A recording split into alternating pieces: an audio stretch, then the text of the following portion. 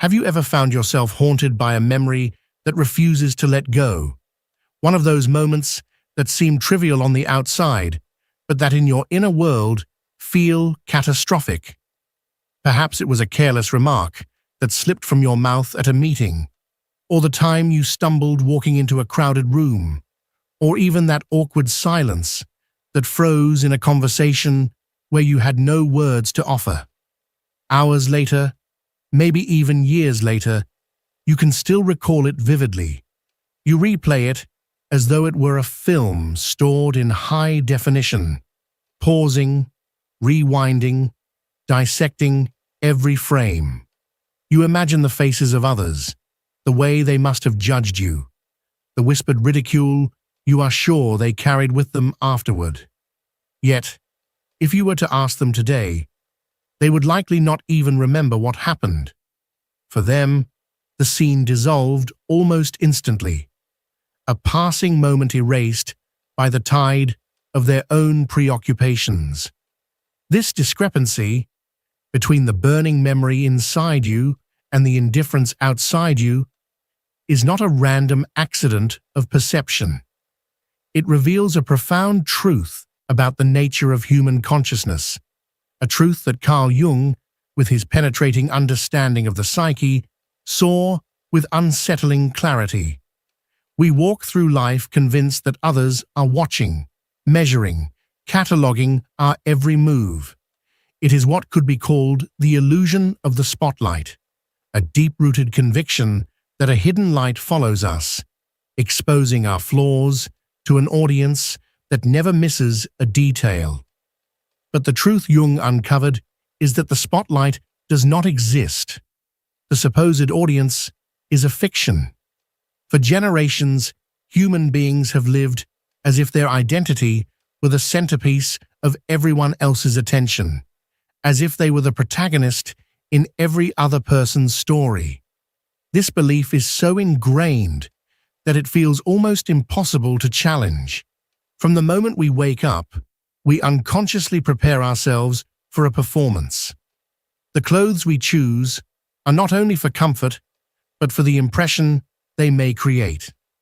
The tone of our voice, the angle of a photograph we post, even the words we dare or do not dare to speak, all are measured against an imagined observer.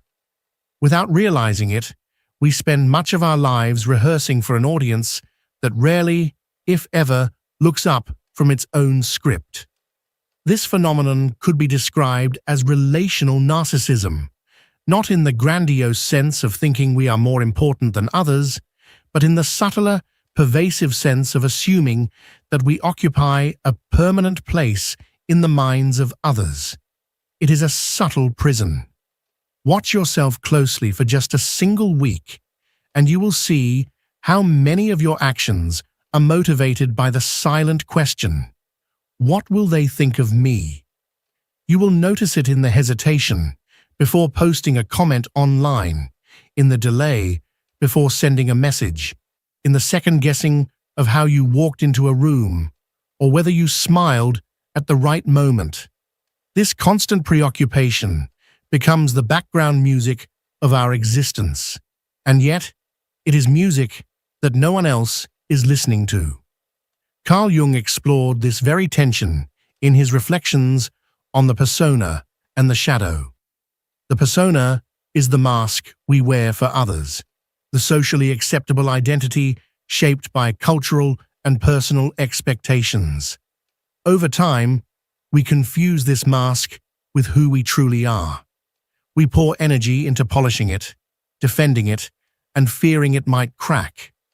Meanwhile, our authentic self, the part of us that seeks wholeness, not performance, remains hidden in the shadow, neglected and unexpressed. The irony is striking. While we obsess over how we appear in the eyes of others, they are doing the exact same thing. Each of us is locked in our own cycle of self-consciousness, rehearsing for an audience too busy rehearsing their own role to truly notice us. What looks like social connection is often just a chorus of isolated solitudes. Think of the times you have stayed awake at night, replaying a conversation, word by word, as if each syllable might determine your worth in the eyes of the other person. Perhaps you analyzed your gestures, the pauses, the possible interpretations, and yet, if you could step into the other person's mind, you might discover they forgot the entire exchange hours after it happened, lost in the endless stream of their own doubts, fears, and self-reflections. This awareness leads us to a deeper understanding of human anxiety. Most people live with a constant undercurrent of social tension, not because they are inherently fragile or neurotic, but because they are operating under a false model of interpersonal reality. They believe they are being evaluated constantly, scrutinized, placed under a microscope by those around them. But the microscope is not there. The gaze of others is fleeting, distracted, preoccupied with its own struggles. Look closely at the dynamics of everyday life. In a workplace, one person arrives late and feels as though every eye is condemning them. But in truth, no one even notices, or if they do, it is forgotten within minutes. Another person gives a presentation and later tortures themselves, convinced that every hesitation, every misplaced word was noticed and ridiculed. Meanwhile, their colleagues are absorbed in their own doubts about their own performance. Someone else avoids social gatherings, certain that their quietness brands them as dull, while another agonizes over the wording of every email, convinced that a poorly chosen phrase could permanently damage their reputation. What unites all these experiences is not reality, but illusion. The one who arrives late rarely sees that someone else arrived later. The one who fears their presentation was a disaster forgets that they themselves cannot recall the details of anyone else's talk. The one who avoids social contact is not labeled boring, but simply fades into the background because others are too busy with their own self-presentation. And the one who edits every email endlessly fails to see that no one has the time or attention to scrutinize it with the same intensity. Each person is too caught in the mirror of their own anxieties to focus meaningfully on the imperfections of others. This is where Jung's insight becomes liberating. If the audience is not watching, if the spotlight is an illusion, then what remains is the possibility of authenticity. To realize that no one is paying the attention we imagined is to glimpse a kind of freedom. It means we can risk being ourselves without the burden of constant performance.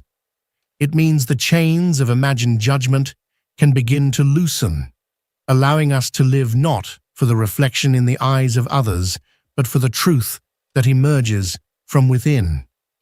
And perhaps in that space, we discover the most paradoxical lesson of all. The less we act to impress others, the more genuine our connections become. It is a stage of silent anxieties, a theater in which each individual actor convinces themselves that all eyes are fixed on their every movement, when in truth, each performer is inwardly preoccupied with remembering their own lines, calculating their own gestures, and maintaining the fragile balance of their presence. We believe there is an audience scrutinizing us with unforgiving attention, when in reality, that supposed audience is nothing more than a collection of equally nervous actors, each one drowning in the same inner distractions, each one struggling to hold together their own fragile role. This illusion, already powerful in ordinary social interaction, has grown monstrous in the age of social media. We have created vast platforms where the purpose is not communication, but the sustenance of an illusion. The illusion that our existence is a spectacle eagerly awaited by others. We upload a photograph of our breakfast as though it were a cultural milestone. We write down casual thoughts as though they carried the weight of revelation. We display the smallest detail of our day as though the world were waiting to be entertained by it. The more carefully we shape these fragments, the more dependent we become on the fragile currency of validation. We edit our photographs, polish our words, and select only those fragments that portray us in a flattering light. We create narratives that make our lives appear more harmonious, more purposeful, more enviable than they truly are. But this polished surface comes at a cost. When the likes do not arrive, when the recognition is less than expected, anguish and doubt grow within us. We forget that others, at the very same time, are engaged in constructing their own edited realities. Each person is too absorbed in sustaining their personal illusion to be truly captivated by ours. And here lies the first crack in this theater of self-deception. If you pause and observe your own behavior, you will realize something unsettling. How do you truly engage with the posts of others? You glance at them for a second or two, maybe you press the like button automatically, and then your attention rushes forward to the next piece of content. Rarely do you linger. Rarely do you reflect deeply on the lives of those you observe. Your attention is fragmented, shallow, and perpetually restless. If this is how you consume the lives of others, why do you assume their gaze upon you is any different? Think of all the times you carried shame or embarrassment for something you said or did, convinced others would never forget it, only to discover weeks later that no one remembered at all. The root of this distortion lies in what Carl Jung identified as the fundamental asymmetry of inner experience. You have total access to the intricacies of your own mind, your thoughts, your insecurities, your hopes, your contradictions. You live inside a constant stream of inner dialogue, experiencing every subtle rise and fall of your emotions. This gives you the sense of being a uniquely complex, multidimensional being. But when you turn to others, you cannot see this hidden interior. You perceive only their external behavior, their gestures, their words, their surface expressions. Their rich inner struggles are invisible to you. This creates a profound distortion. In your eyes, others appear simpler, more predictable, less layered than yourself. You imagine them as flat characters, while you see yourself as the protagonist of a vast and complicated drama. And from this imbalance arises one of the greatest illusions of social life, the belief that others perceive us with the same intensity, the same depth with which we perceive ourselves. In reality, we vastly overestimate how much space we occupy in the thoughts of others. The truth is disconcerting at first. For most people around you, even those close to you, you are not the central figure of their inner world. You are not at the core of their consciousness. You appear and disappear in the periphery, a flicker of presence that may or may not linger, depending on the moment. This realization can feel like a wound. After all, much of our sense of worth rests on the conviction that we matter profoundly to others. To recognize that, in the inner universes of most people, we are largely irrelevant, can feel like a dismissal of our very humanity. But Carl Jung invites us to look deeper. Irrelevance is not a verdict of our value. It is a description of the nature of consciousness. Each person is inevitably absorbed in their own reality, not because they are selfish, but because the very structure of human perception demands it. Consciousness, by its design, is self-centered. It can only flow through one vantage point at a time. This truth is not condemnation. It is liberation. When you genuinely internalize this, something extraordinary begins to unfold. The realization that people are not watching you in the way you feared opens an entirely new possibility. It means you no longer need to orbit endlessly around the imagined judgments of others. You can return to the center of your own gravity. Imagine the transformation this could create in your life. What would you dare to express if the weight of judgment dissolved? What dreams would you pursue if the possibility of failure did not humiliate you? What truths would you speak if you were not bound to the performance of a social mask? This shift does not imply withdrawing from others, nor becoming indifferent to human connection.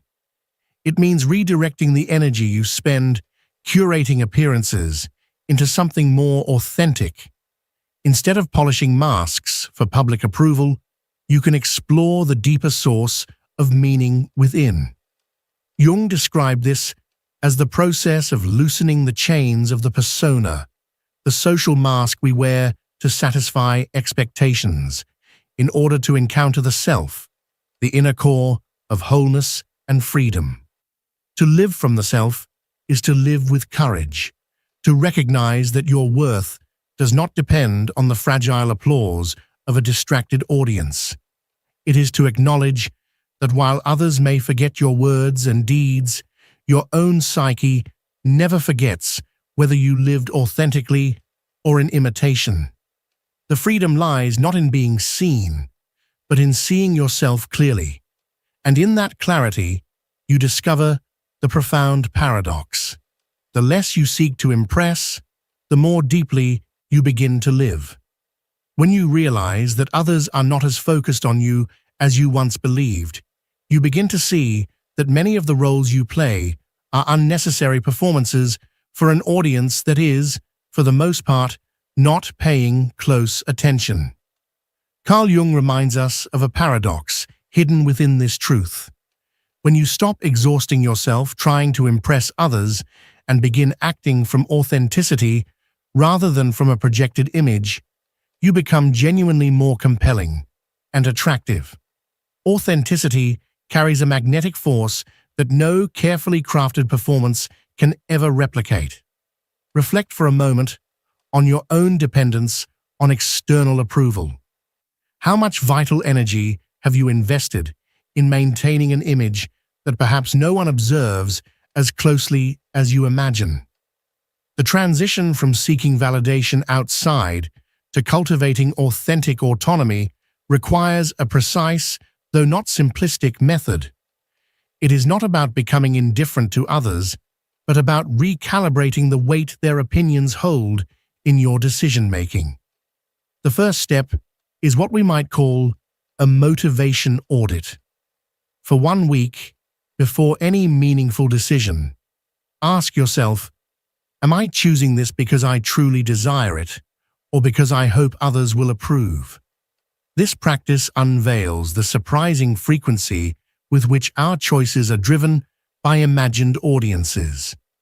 The second step is to reevaluate your social fears. When you feel anxiety in a social situation, examine the exact nature of that fear.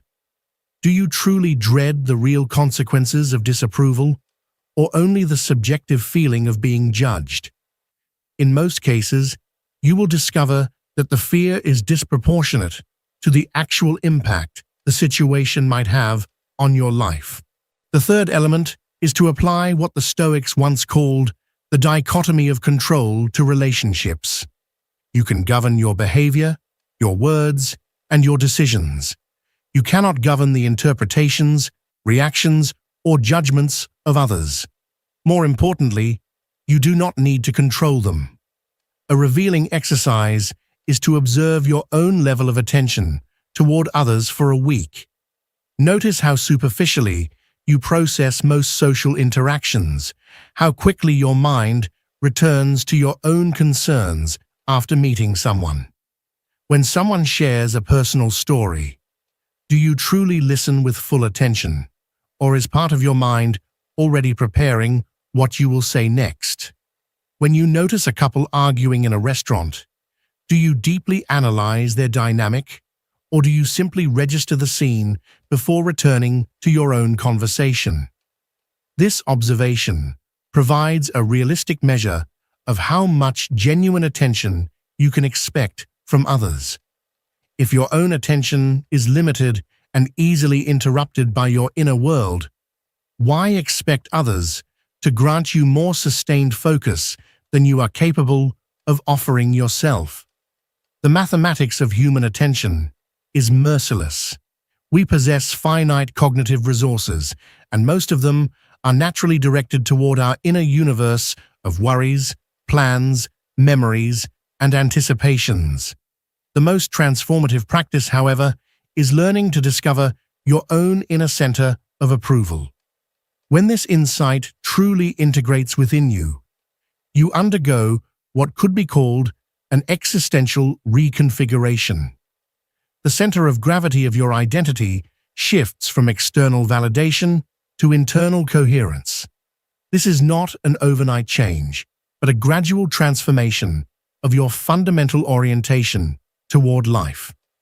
Before such realization, you live in constant social vigilance. Every interaction feels like a test.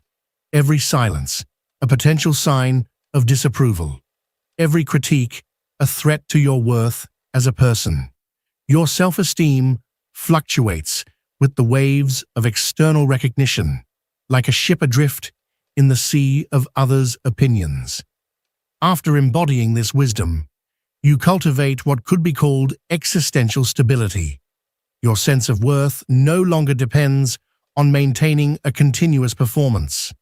You allow yourself to be imperfect in public because you understand that your flaws are not scrutinized with the intensity you once feared.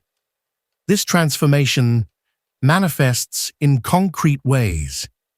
You begin to participate in conversations with genuine curiosity instead of with the need to impress. You make professional decisions based on your real values and goals, not on what you assume others will find respectable. You develop deeper relationships, no longer wasting energy maintaining a facade. The beautiful irony is that when you stop trying so hard to please everyone, you naturally attract those who resonate with your authenticity. When you stop following a predetermined social script, you discover your unique voice. There is also a dimension of compassion in this transformation. When you realize that others are absorbed in their own inner dramas, just as you were in yours, you cultivate a deeper understanding of the universal human condition. The criticism of others becomes less personal, because you understand it often reflects their own insecurities rather than an objective judgment of you. Imagine waking up tomorrow completely free of the need to impress anyone. Which aspects of your life would immediately change? This journey leads us to a conclusion Carl Jung would emphasize. Authentic freedom does not arise from attachment, but from the recognition of our fundamental aloneness. When you accept that no one cares for you in the exact way you once imagined, you do not become less human. You become more profoundly human. This realization does not negate the importance of relationships, but rather places them within a more realistic and paradoxically more loving perspective. When you stop expecting others to constantly provide you with validation, something profound begins to shift within you. You no longer approach relationships from a place of deficiency, of hunger, of silently asking for recognition, but instead from a place of inner wholeness. This change is not simply psychological. It touches the very core of your existence. When you finally recognize that others, just like you, are caught in their own labyrinth of fears, doubts, and hidden struggles, you stop demanding that they carry the weight of affirming your worth. Instead, you begin to meet them with genuine understanding, with compassion. with the kind of clarity that emerges when you no longer see people as providers of what you lack, but as companions on the same human journey. That simplicity, born of insight, is nothing less than liberating. You begin to notice how much unnecessary effort you had been investing in playing roles, adapting to different masks, and bending your truth to fit different audiences. Suddenly, the need to perform disappears. You are no longer enslaved to the exhausting game of predicting how people might perceive you, or to the endless task of trying to control their reactions. The deep fear of being judged, which once dictated so many of your choices, starts to dissolve, and in its place, a new way of existing opens before you, a way that feels paradoxically more solitary and yet infinitely more connected. More solitary because you finally realize that each of us lives enclosed within the unique universe of our own consciousness, and no one can ever fully enter the depth of another's experience. But more connected, because it is precisely this recognition of solitude that forms the seed of true empathy. Only when you acknowledge that every other human being is also alone in their inner world can you meet them with a compassion that is real, not staged. This is the paradox. We are islands, yet we are bound together by the ocean of our shared solitude. To live with this understanding requires an uncommon courage. It takes bravery to abandon the comfort of relying on the approval of others, to step outside of the protective shell of external validation. It requires discipline to construct an inner compass, to cultivate values and standards of success that are authentically your own and not borrowed from society. But the reward for this effort is priceless. It is the rarest form of freedom, the freedom to live as yourself without apology in a world that is constantly trying to reshape you into something convenient, predictable, or profitable. Carl Jung taught us that individuation, the process of becoming who you truly are, is the destiny of every human being. But to walk that path, you must be willing to put aside the psychological crutches of constant validation. You must accept the terrifying truth that freedom means full responsibility. It means claiming authorship of your existence without being able to hide behind excuses or the judgments of others. This is why true freedom frightens so many. It feels dangerous, and yet it is the only freedom worth seeking, because it is the only one that belongs entirely to you. Looking back at your life through this lens, you might notice something striking. Your most powerful moments of growth, the moments that shaped you into who you are today, were not the ones when you pleased everyone. They were the moments when you acted without asking for permission, when you dared to be different, when you were willing to face misunderstanding, criticism, or even rejection in order to remain true to a deeper calling within you. Those moments were not comfortable, but they were transformative. And here lies a beautiful truth. When you release yourself from the prison of living for others' expectations, you not only free yourself, you free them too. By no longer demanding their constant approval, you remove the invisible weight you had placed on their shoulders. You allow them to meet you in authenticity, not in rehearsed roles or shallow performances. This kind of freedom ripples outward. It becomes a silent invitation for others to also step into their own truth. This is the quiet revolution that Jung envisioned. A revolution not based on changing governments or rewriting laws, but on transforming the way we relate to ourselves, to others, and to life itself. It is an inner revolution that begins with the humbling realization that people are not thinking about us nearly as much as we once believed. And in that recognition lies the doorway to liberation. Because if the imagined gaze of others is not constantly upon us, then we are finally free to live as we are. So I invite you to reflect on this. How much of your life has been shaped by the invisible pursuit of validation? And how much more of your life could expand if you allowed yourself to release that pursuit? Jung's wisdom challenges us to take this step, not as an abstract idea, but as a daily practice. Every time you choose authenticity over approval, every time you listen to your inner voice over the noise of external demands, you strengthen the foundation of your freedom. If these reflections resonated with you, I encourage you to share your thoughts in the comments.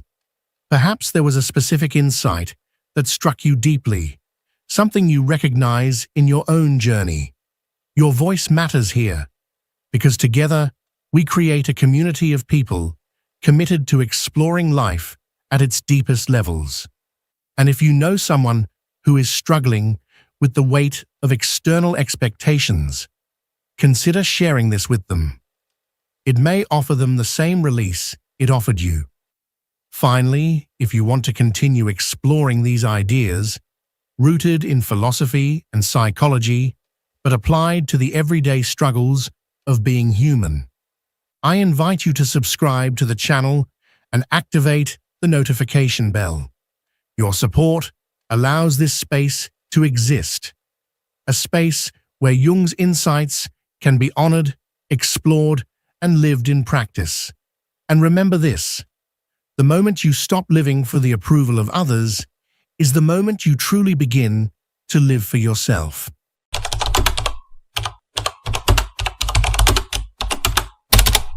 What if I told you that you're not actually depressed, but awakening? What if this emotional darkness you're facing isn't a curse, but a sacred initiation, one that no one ever explained to you? In this video, you're about to uncover a truth that has been hidden beneath the surface of your pain. This isn't the end. It's the beginning of a profound journey inward, toward the very core of your soul. Carl Jung once descended into that same abyss. He didn't study it from afar. He plunged into the chaos, into his dreams, his fears, and the shadows that haunted him. He heard voices that weren't metaphorical. He saw images not drawn from imagination, but summoned from the deepest layers of the psyche. And when he returned, he didn't come back with theories. He came back with fire. Today, you may be standing at that very threshold, confused, exhausted, disconnected from the world. But what you may not realize is that you're crossing into what Jung called the initiation of the soul. It's not something that happens in temples or rituals. It happens in the silence, in the stillness, in the hollow spaces where your old self begins to crumble. So don't run from the silence.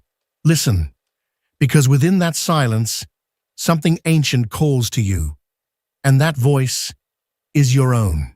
Stay with me. What you're about to hear may forever alter the way you understand your suffering. You probably can't even pinpoint when it began. There was no clear day, no single wound, no one dramatic event that tore you apart. It was something slower, subtler, like smoke slipping in beneath the door of your life. At first, just a subtle pressure in your chest, then a silence that spread through your thoughts. The things that once lit you up began to seem distant, unreal. People kept talking, you kept nodding, but inside, you were fading. You started calling it depression. Everyone does. But what if it's not that? What if it's not the end of you, but the beginning? Jung spent 6 years in a descent into this very darkness. He didn't call it a breakdown. He called it a descent into the self. And from that descent was born the most mysterious, powerful, and sacred work he ever produced. The Red Book, a book so intimate, so dangerous, that he never wanted it published while he lived. A book filled with symbols, madness, dialogues with gods and demons, and above all, a message for people like you, who feel like they're standing on the edge of oblivion. You're not depressed, you're awakening. And this isn't about shallow spirituality or quick fixes. This is psychological alchemy. This is an inner exorcism. Because right now, your passions feel dead. You wake up tired. You no longer care about the goals you used to chase. People ask you what's wrong, but you don't know how to answer. You cry in silence. You pretend to be strong because the world expects it.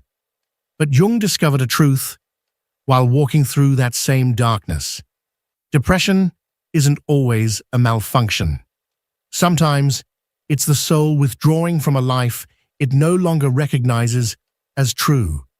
You're not broken. You're being called inward, pulled into the underworld of your unconscious.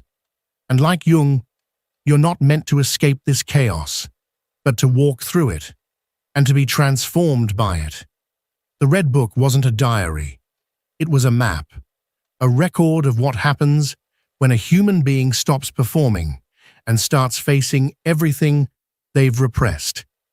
Jung called this his confrontation with the unconscious. He had visions.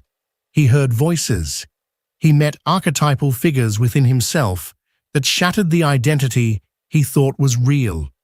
And what he found there wasn't madness. It was truth. So let me ask you something. The question that threads through every word of this message. What if the reason you feel numb is because the version of yourself you've been living no longer has anything left to say? What if your depression isn't caused by a chemical imbalance, but by a spiritual imbalance? What if the life you've built, the roles, the titles, the accomplishments, was never really your life, and now the mask is decaying, and your soul refuses to keep acting?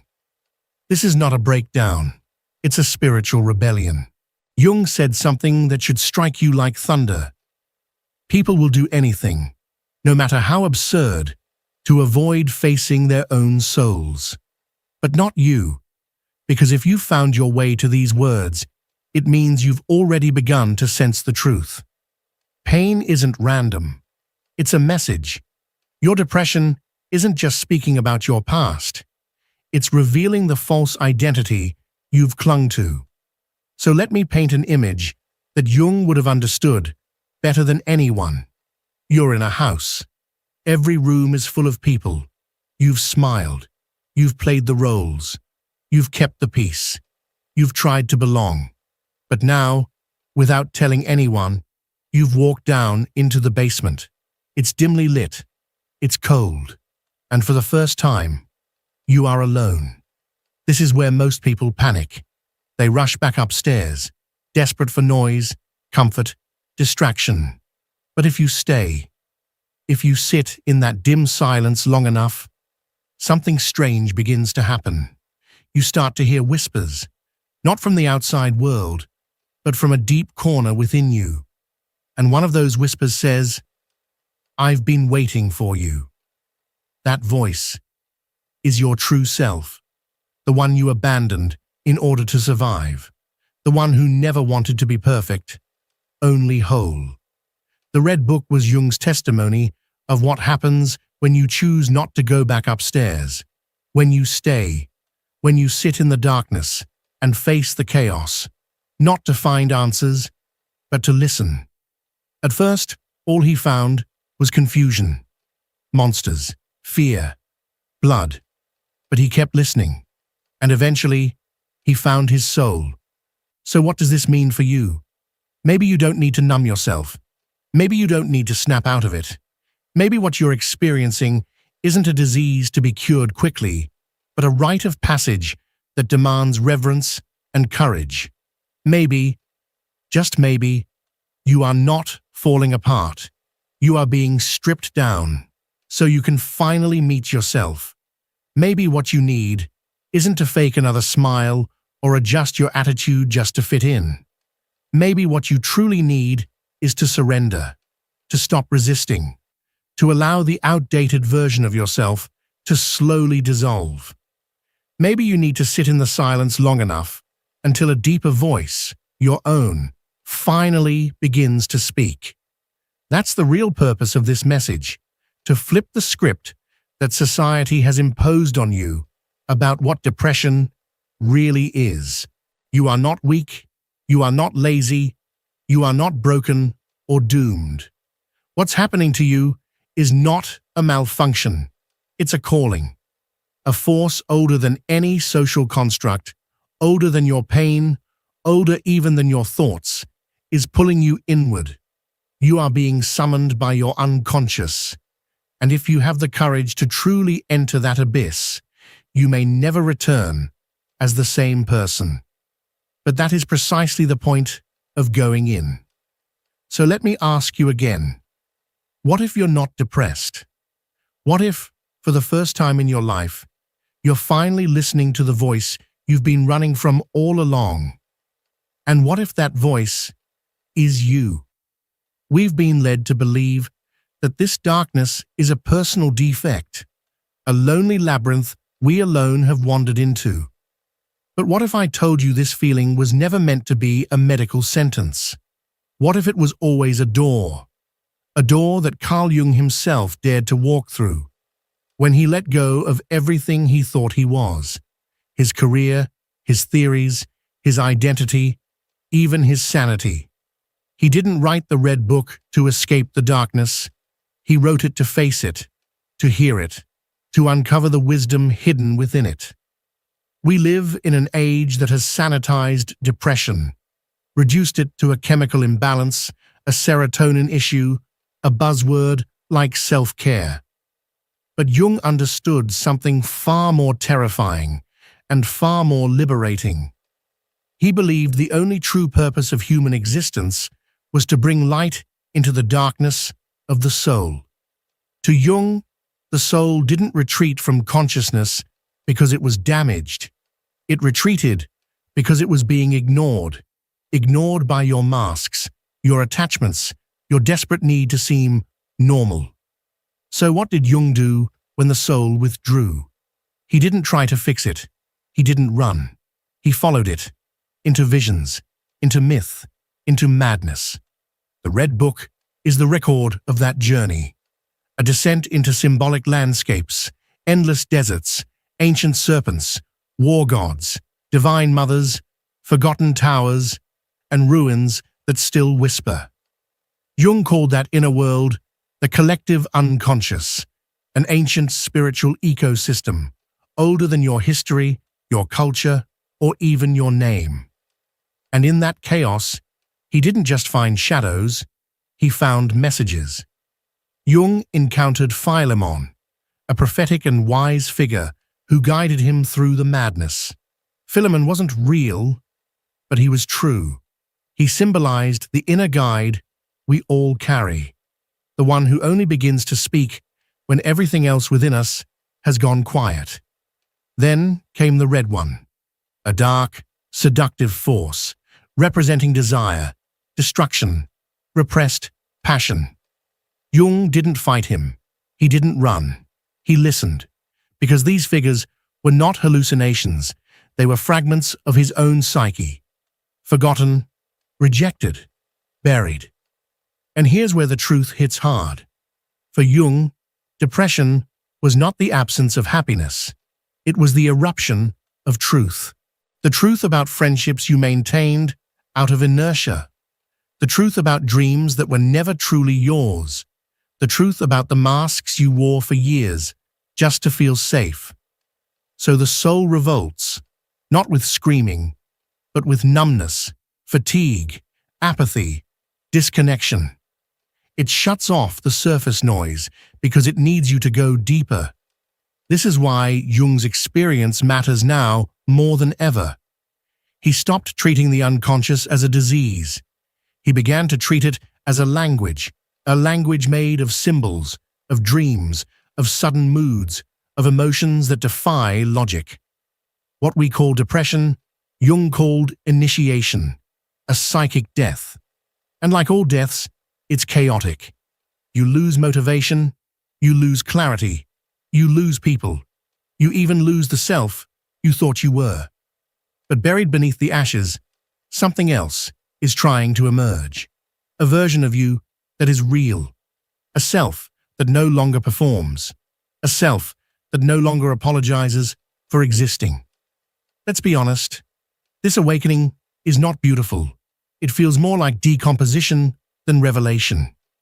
You may isolate yourself, cry for no reason, feel rage, shame, guilt, even spiritual nausea. You may stop wanting anything. You may feel dead inside. But Jung said, there is no coming to consciousness without pain. Because becoming real is not a convenient choice. It is a sacred offering. You give up the need to please in order to be whole. You give up the need to be understood in order to be authentic. You give up comfort in exchange for life itself. Here's the hidden truth. What we often call depression is actually the surface name for a soul undergoing radical reorganization. And society wants you to numb it, avoid it, distract it, because a person who wakes up is dangerous. They can no longer be manipulated. They stop chasing counterfeit love. They walk away. They see through masks. They live from truth, not from approval. That's what the Red Book revealed. Not just visions, but liberation. So if you feel like you're losing your mind, if your old world seems to be dying, if you can no longer fake your smile, don't be afraid. You are not broken. You are being born. Born as someone who no longer needs to play dead just to be accepted. Someone who no longer waits for permission to feel. You are not regressing. You are not falling apart. You are waking up inside a reality that was never designed to contain you. And that pain you feel, it's the weight of a larger soul trying to fit into a life that has become too small. It's the sound of your inner world cracking open. It's your unconscious screaming, this life is no longer enough. Become something more. And that is not depression. That is awakening. Nobody talks about what happens after the awakening begins. We hear about healing, about growth, but not about that stretch in between, where it feels like you're dying slowly, not physically, but spiritually. Because when you finally stop pretending, when your soul starts pulling you inward, when the world's noise fades into nothing, what remains is silence. And that silence is deafening. You thought awakening would feel like light, but at first, it feels like losing everything. You stop craving the things that used to define you. You stop chasing the things that never truly nourished you. And maybe, just maybe, that's where the real life begins. You stop connecting with the people you used to laugh with. You walk into familiar places, but they feel foreign now. The music you once adored suddenly sounds hollow. Your ambitions slip like sand through your fingers. You no longer recognize yourself, and that's terrifying. But it's also the only way forward. As Jung revealed in the Red Book, enlightenment doesn't come from imagining beings of light. It comes from bringing the darkness into consciousness. And that darkness isn't outside of you. It lives inside, in the parts of yourself you've suppressed to be liked, to fit in, to survive. So what happens when the soul begins to awaken? Your relationships begin to collapse, not with explosions, but quietly, like bridges crumbling under weight they were never built to hold. Conversations lose their spark. You start to realize it was always you who listened the most, who made peace, who fixed things, who bent over backward. And one day, you just stop. You stop being the first to reach out. You stop laughing just to avoid tension. You stop watering friendships that have long since withered. And when that happens, people start to say, "You've changed." They say you're cold, distant, different. They're right. You're no longer the same. You finally stopped pretending. And then grief shows up. Grief for yourself. Yes, grief. Because that version of you, the people pleaser, the perfectionist, the tireless, the silent, the strong, that was just a mask for survival. And even though it hurt you, it also protected you. It helped you move through a world that rewards obedience, not authenticity. So when you begin peeling off those masks, one by one, don't be surprised if you feel empty. But that emptiness is not the end. It's a sacred space where something real can finally be born. And then comes the emotional whiplash, a brief moment of peace followed by anger, then tears, then numbness, then a strange clarity, and then despair again. You begin to think there's something wrong with you. But Jung would say, this is exactly right. Because when the unconscious surfaces, it brings everything with it. Childhood wounds, buried guilt, unspoken rage, hidden desires, cloaked in shame. They don't rise up to destroy you. They rise to be acknowledged. Until now, they've ruled your life from the shadows. But now, they emerge into the light. And yes, it's chaos, but necessary chaos. Suddenly, you no longer chase anyone's approval. It's not that you've grown cold. It's that you finally understand the truth. The things that once filled you, the praise, the numbers, the likes, now echo with emptiness. You pour your heart into something, and no one responds, and it doesn't crush you anymore. You speak your truth, and if people distort it, you let them. You realize that the need for validation was a quiet addiction, one that numbed your soul. And once you break free from that addiction, you discover a new craving for silence, for solitude, for self-respect. And then something unexpected happens. You become a mirror, not because you talk too much, but because your unmasked presence begins to disturb others. Your calm makes them feel judged. Your clarity unsettles them. Your boundaries make them feel abandoned. Your truth exposes theirs. You didn't do anything wrong. You were just being yourself. But many won't like what the mirror reflects. And sadly, that's not your burden to carry. You're not here to beautify their reflections. Carl Jung reached this very threshold in his Red Book, a place marked by solitude, visions, internal conflict, and an aching hunger for liberation. He stepped into the abyss of the unconscious with no map and no guarantee of return. He lost friendships. He was called insane. Even his professional peers distanced themselves from him. But he didn't turn back, because he couldn't. When you've looked your soul directly in the eyes, you can no longer pretend you didn't see it. You can no longer unsee its presence, and you certainly cannot go back to living as if it doesn't exist. Let's be honest with each other. This process of awakening doesn't arrive according to a plan. It doesn't check your calendar or notify you ahead of time. It can take weeks, months, years, but it always leads you to one inevitable destination: truth. And truth, it's not gentle. It doesn't show up to comfort you or sing you lullabies. It comes with fire. It burns illusions to the ground. But in the ashes, there's clarity. Pure, unfiltered clarity. You start feeling lighter. Not in the sense of happiness that makes you want to dance or laugh all the time, but in a way that feels anchored, real, centered. You feel stripped of the unnecessary. Maybe not happy in the conventional sense, but true. And that kind of truth brings a joy that doesn't need a smile to validate it. So if you find yourself now, in this moment, lost in darkness, trembling in uncertainty, engulfed by confusion. Listen closely. You are not alone. You're not broken. You're not dying. You are transforming.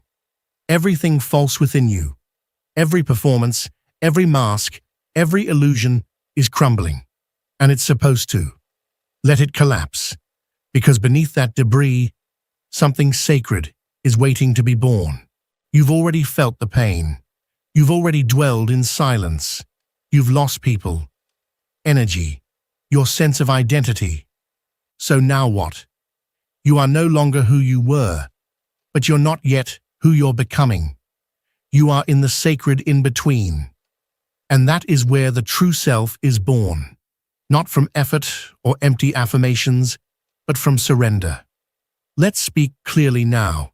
To free yourself does not mean to escape. It means to integrate. Because if you run away from your pain, it will simply wear a different disguise and return. If you deny your shadow, it will reappear in other forms. Addiction, toxic love, false success. If you avoid descending into your depths, you will live a half-life, numb and fragmented. Jung didn't become great by avoiding madness. He became great because he entered it willingly, with eyes wide open. And when he emerged, he didn't bring back theories. He brought fire. This is the real path to freedom. Not as a defense mechanism, but as a soul rebirth. Let go of the need to be understood. You've spent your whole life explaining yourself, explaining to parents, to friends, to society. No more. You were not born to be understood. You were born to be whole. And being whole means some people will call you selfish, cold, distant. Let them. Being misunderstood is the price of authenticity. When you stop chasing validation, you set yourself free, and your truth becomes your armor. Accept that you are not who you once thought you were. That identity was shaped in fear, in pain, in the constant pursuit of approval. You thought you were strong because you didn't cry, that you were kind because you never said no, that you were healing because you were always busy. But now you see it. None of that was healing. It was compensation. Letting that version of yourself go hurts like death, because it is. You are burying the part of you that only ever wanted to be loved. Don't hate that part. Don't judge it. Thank it. And then gently release it. Keep walking. And finally, create a new ritual around your silence. In the Red Book, Jung thought. He listened. He wrote. He painted. He walked.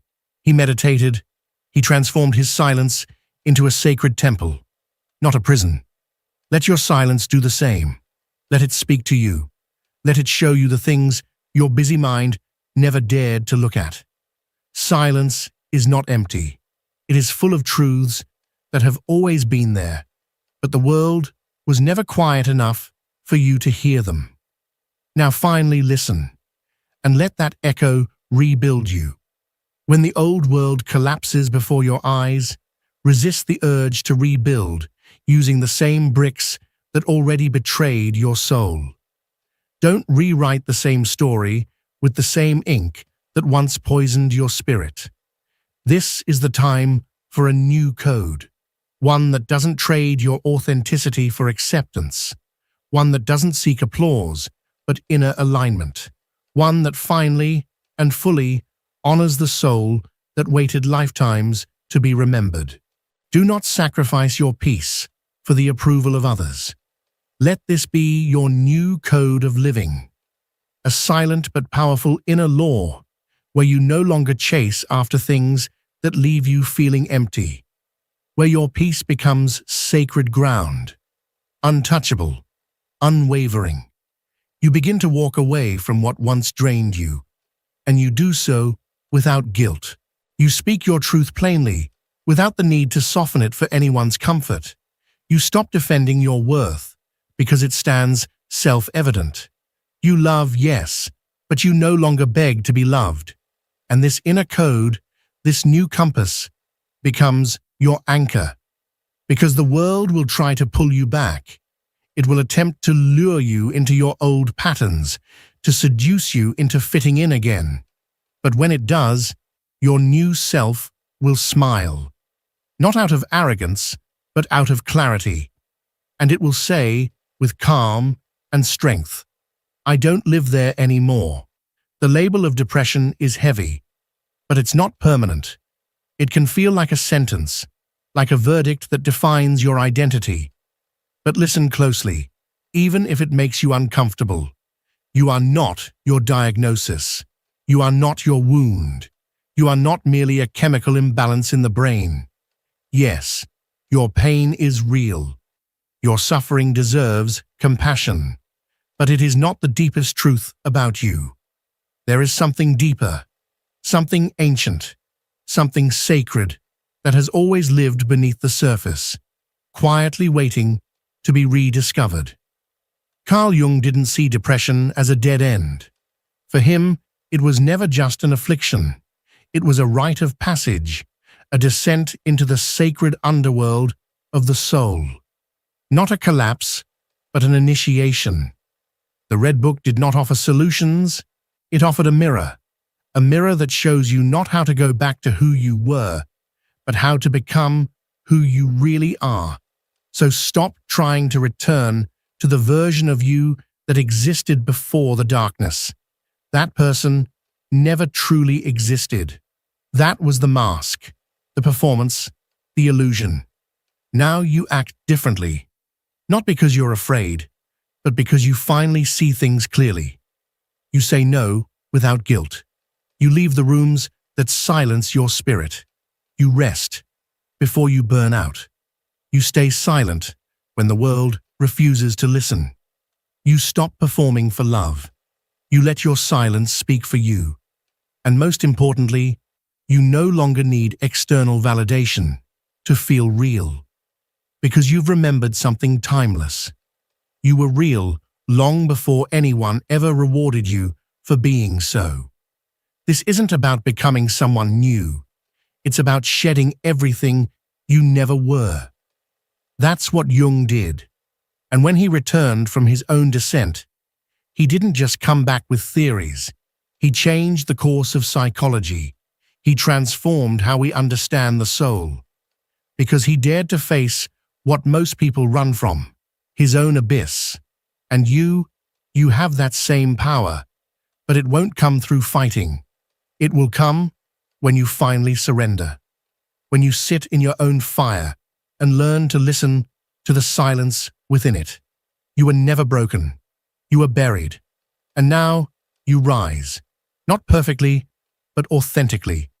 You begin to walk differently, no longer for applause, no longer for attention, no longer to be seen or admired.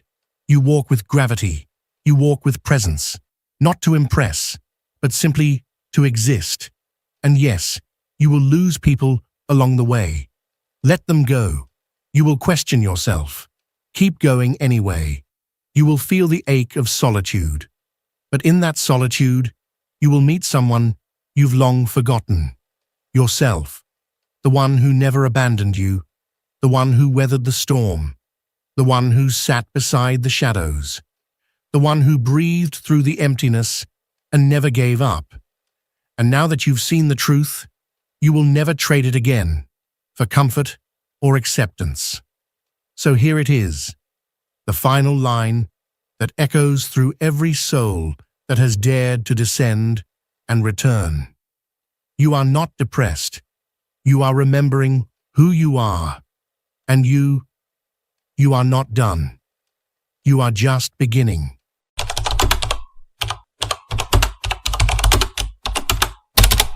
Have you ever felt like someone suddenly points their finger at you, blaming you for something you didn't do, and in that instant, your whole world seems to shake?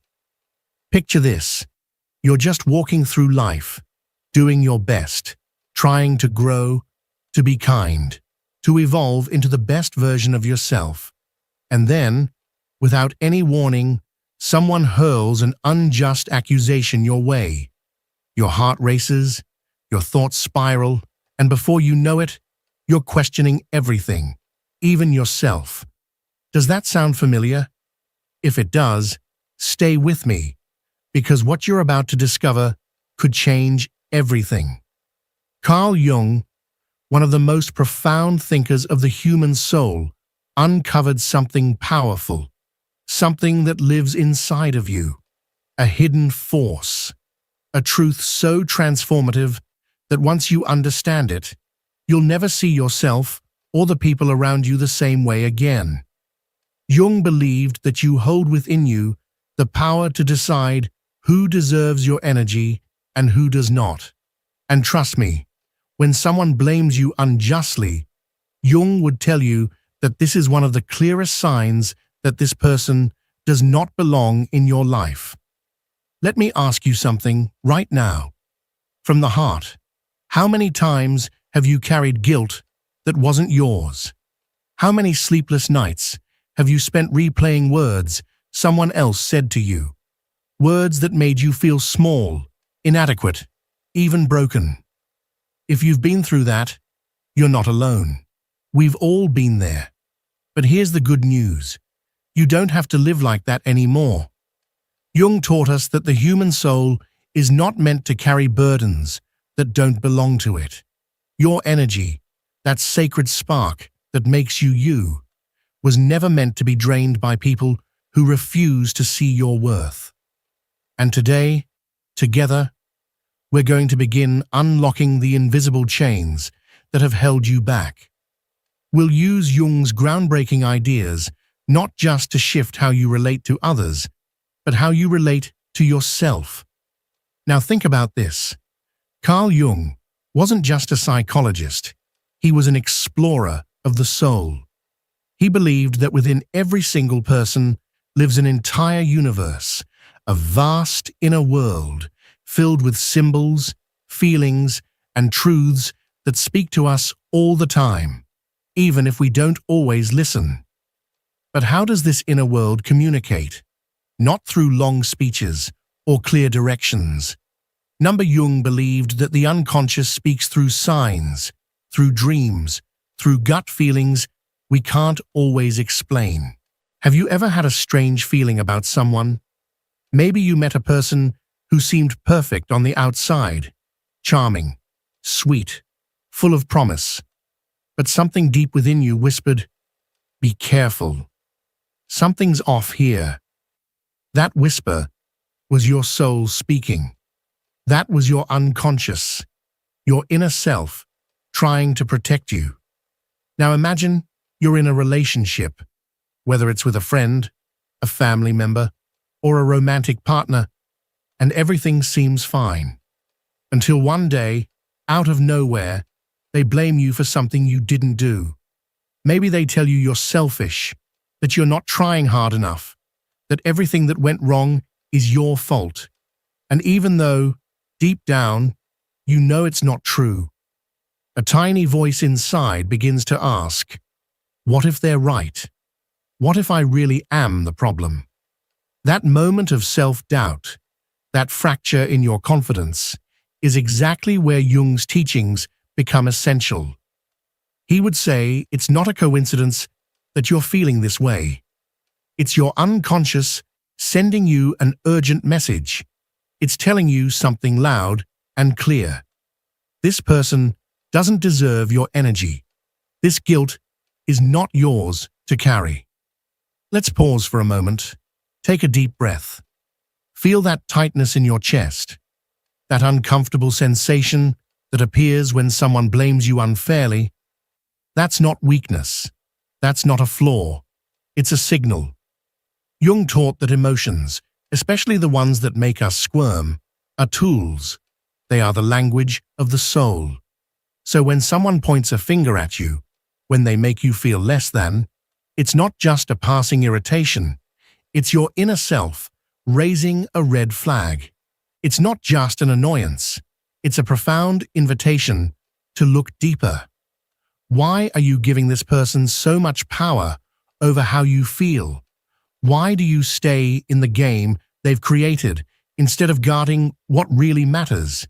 Your peace, your truth, your essence. Let's talk about something vital to Jungian psychology: the shadow. The shadow is the part of you that you'd rather not see. The fears, the insecurities, the traits you hide away because they don't match the version of yourself you want the world to see. We all have a shadow. And here's the twist. When someone blames you unfairly, they often touch that shadow without even realizing it. Imagine someone telling you, "This is all your fault. You never do anything right." Outwardly, you might get angry, but inwardly, a small, fragile voice begins to whisper, "What if they're right? What if I'm not enough?" That voice doesn't come from them. It comes from you, from your shadow, from the part of yourself you haven't faced yet. But don't panic. Don't fear that voice. Because here's what Jung wanted you to understand, more than anything else. The shadow is not your enemy. It's not there to destroy you. In fact, it's one of the most powerful tools you have for personal growth. When someone blames you and makes you doubt yourself, it's not just an external attack. It's an opportunity. Yes, you heard that right. An opportunity. The very moment you start to question yourself is also the moment you can pause, turn inward, and ask, what is this trying to teach me? What part of me needs compassion, needs healing, needs acknowledgement? Because once you begin to integrate your shadow, once you begin to accept the parts of yourself you've been avoiding, something incredible happens. You stop giving other people the power to define who you are. Now think about the people in your life. I bet there's someone who's come to mind while we've been talking. Someone who always seems to have a criticism ready, who makes you feel like you're never quite good enough, who blames you for things you can't control. Have you ever asked yourself why you keep allowing it? Jung would say it's no coincidence that this person is in your orbit. Nothing happens randomly in the universe of the psyche. What may seem like an accident or an unfortunate twist of fate is often far more meaningful. According to Jung, these encounters, especially the difficult ones, are mirrors. They reflect not just the external world, but fragments of your own inner landscape.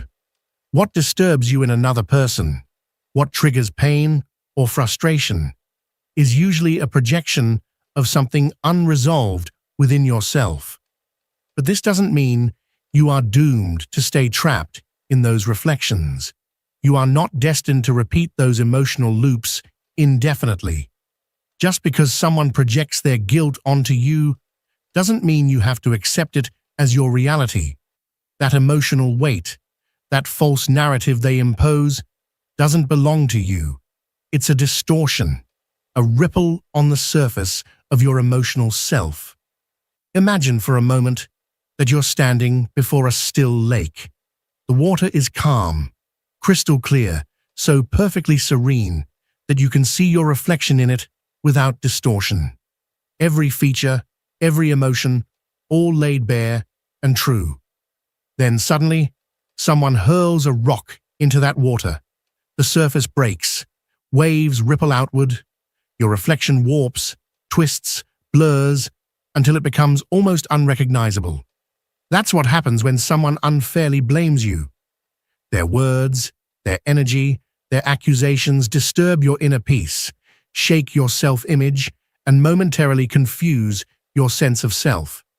But, and this is where Jung's wisdom becomes vital, the water doesn't stay disturbed forever. The ripples eventually fade, the lake settles, and your reflection returns to its original clarity. The same applies to your emotional life. You can wait for things to calm down naturally, but you also have the power to intentionally restore that stillness within you. The real question is, will you passively wait for peace to return, or will you take control of your perception and actively decide which reflection you want to hold on to? Take a breath with me. Let's go deeper. Your energy is sacred. This is not a metaphor. This is a truth you must anchor in your being. Say it to yourself, even if only in your mind. My energy is sacred. It's not something to be handed out freely to anyone who demands it. And it certainly shouldn't be given to someone who treats you unfairly or accuses you without reason. Jung believed that the psyche, this complex web of conscious and unconscious elements, is like a personal garden. It requires attention, boundaries, and care. If you let anyone walk in without respect, if you allow others to trample over your flowers and uproot what you've nurtured, you'll soon find yourself surrounded by decay instead of beauty. But if you protect your inner space, if you set healthy limits, if you dare to say no to those who don't honor who you are, then that garden will blossom. It will overflow with color, life, and power. And when that happens, something magical occurs. The right people begin to show up. The ones who recognize your worth, who support your growth, who lift you up rather than weigh you down. So let me ask you a question. Sit with it for a moment. Who in your life has been unfairly blaming you? Don't speak the answer aloud. Just feel it. Let it surface from within. Think about how their presence affects you. Do they fill you with light and clarity, or do they leave you drained, tense, and confused? If it's the latter, then Jung would say you already have your answer. Your subconscious already knows. That person does not deserve your energy. Letting them go is not a sign of weakness or surrender. It's not giving up. It's choosing yourself. It's an act of self-respect, a bold declaration that your peace, your wholeness, your clarity are more important than the chaos they bring. Now pause for a moment. Close your eyes. Take a deep breath in and let it out slowly. Imagine you're releasing a heavy burden you've been carrying on your shoulders for far too long. With every breath, you let go of another layer of tension, guilt, or confusion. Doesn't it feel lighter, freer? That feeling, that sense of relief and liberation, is what Jung wanted all of us to experience. He didn't study the mind to just diagnose it. He studied it to guide us back to ourselves, to offer us a map for wholeness, a return to authenticity. And one of the most powerful lessons from that map is this: not everyone deserves a seat at the table of your life. Some people are only there to serve as temporary reflections.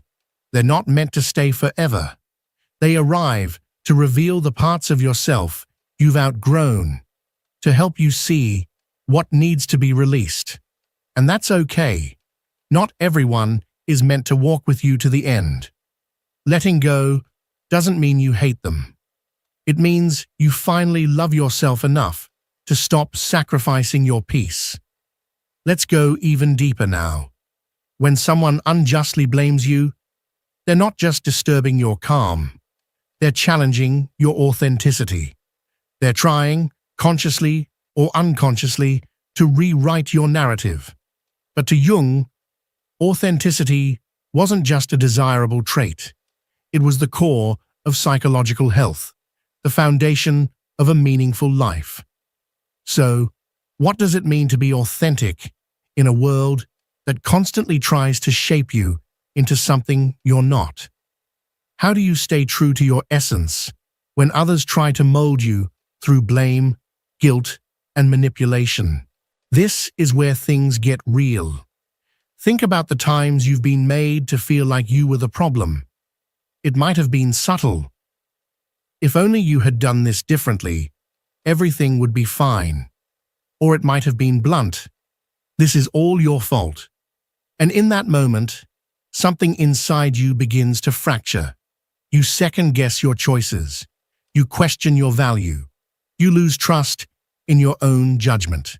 And almost without noticing, you begin to shrink yourself to avoid more blame. You alter your behavior. You silence parts of yourself, all in the hope of being accepted. Does that sound familiar? Be honest with yourself. Because if it does, Jung has something vital to tell you. Every time you betray yourself to fit into someone else's expectations, you mute your inner voice. And when you silence that voice, you become disconnected from who you truly are. You drift from your essence, and eventually you begin to live a life that is no longer yours. Now let's talk about relationships, because this is where Jung's ideas shine the brightest. People who blame you unfairly are not just attacking you. They're projecting their own unresolved shadows onto you. Jung called this the shadow, the part of ourselves we repress or deny. And often, when someone accuses you unjustly, it's not because you're guilty, it's because you've triggered a part of themselves they cannot face. They are, without knowing it, asking you to carry their shame, their fear, their unacknowledged wounds.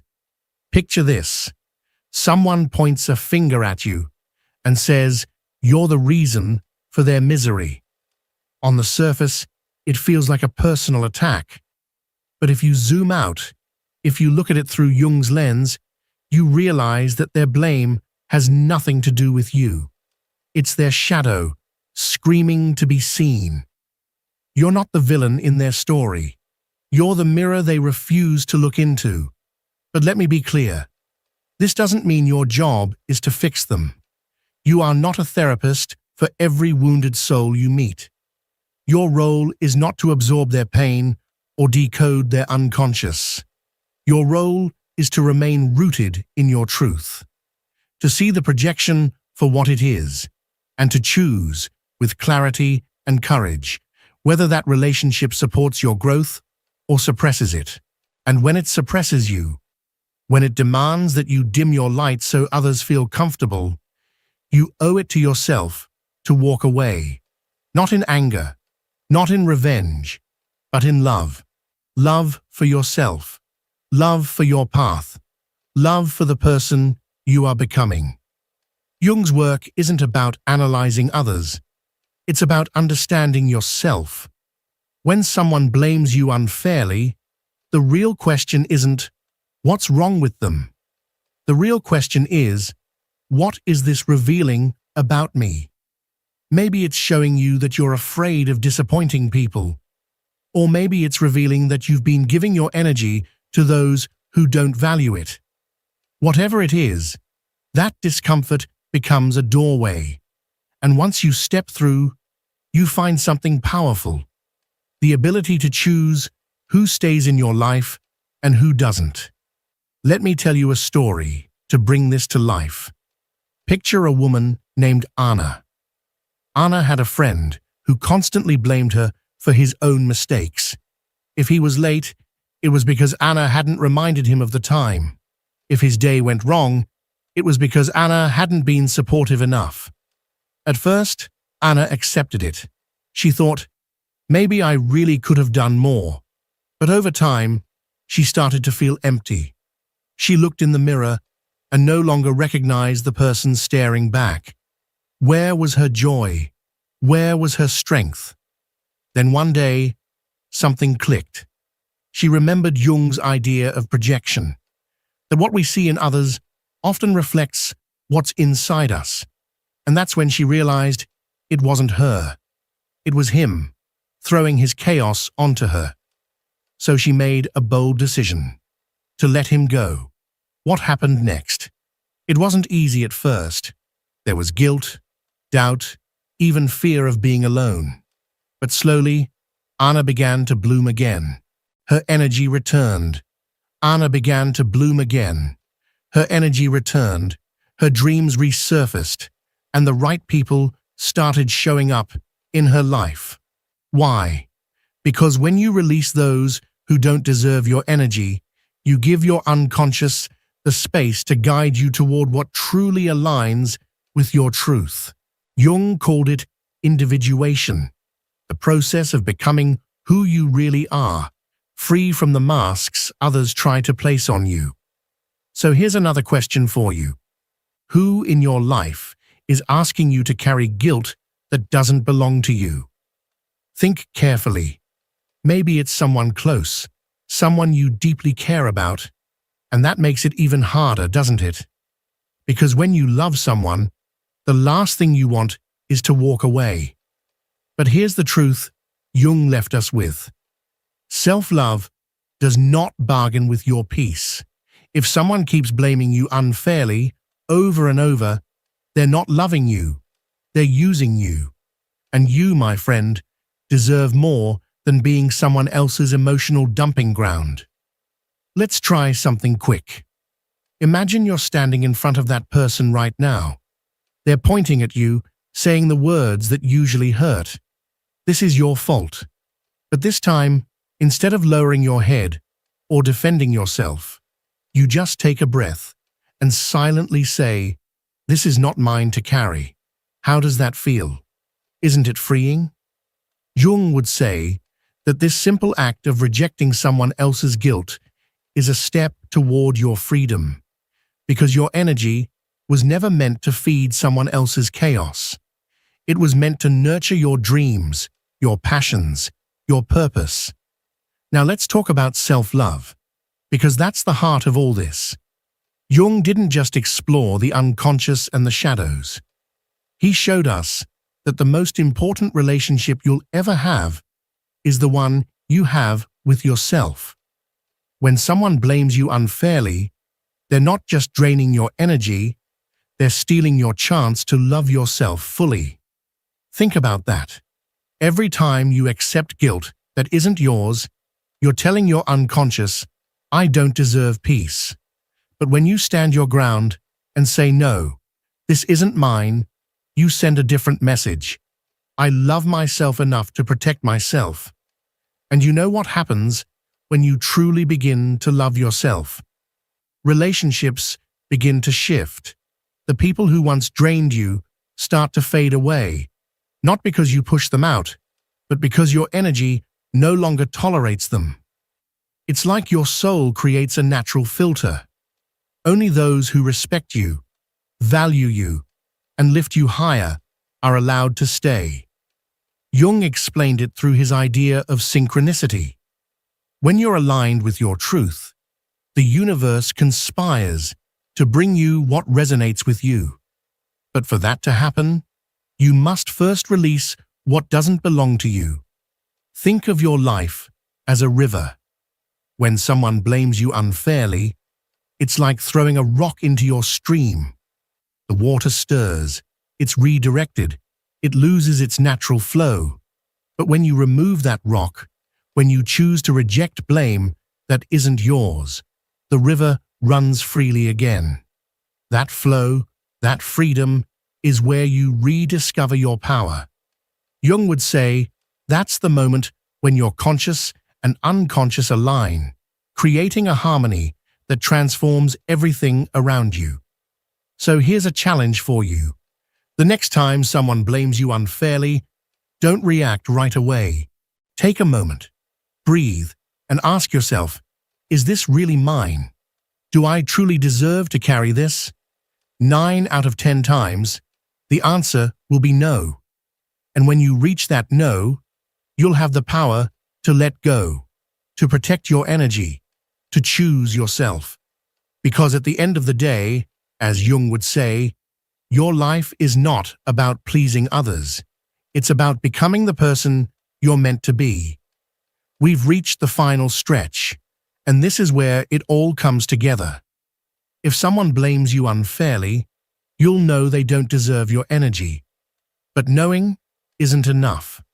You must act. Carl Jung didn't just give us theories to think about. He gave us a roadmap for living bravely, for facing chaos, and coming out stronger. So get ready, because now we're taking this to the next level. We're going to talk about how to let go of the people who blame you, how to embrace your authenticity, and how to transform your life from the inside out. Imagine you're walking through a forest. There are 2 paths ahead of you. One is lit, paved, with people cheering as you pass. The other is dark, filled with branches and shadows you can't quite make out. Which one would you choose? Most would take the easier path, the one that feels safe. But Jung would say, real growth, real fulfillment lies in the darker path. Why? Because that's where you face your shadows, where you discover who you truly are. And when someone blames you unjustly, they're pushing you down that path, even if they don't realize it. They're giving you the chance to look in the mirror and decide, am I going to keep carrying this? Or will I let go and walk free? Letting go isn't easy, I know. There's a part of you that says, but if I release this person, what will be left? What if I end up alone? That fear is normal. Jung understood that. He knew that change always brings a void. But that void isn't a punishment. It's a gift. It's the space where something new can grow. Think of your life as a closet. If it's full of old clothes that no longer fit, there's no room for something that makes you feel amazing. The same goes for the people who blame you without cause. They take up space that could be used for something better. Let's take another pause. Breathe with me. Imagine you're letting go of that person who has been pointing fingers at you. Not with anger, not with resentment, but with calm. You say silently, this isn't mine, I release you. What do you feel?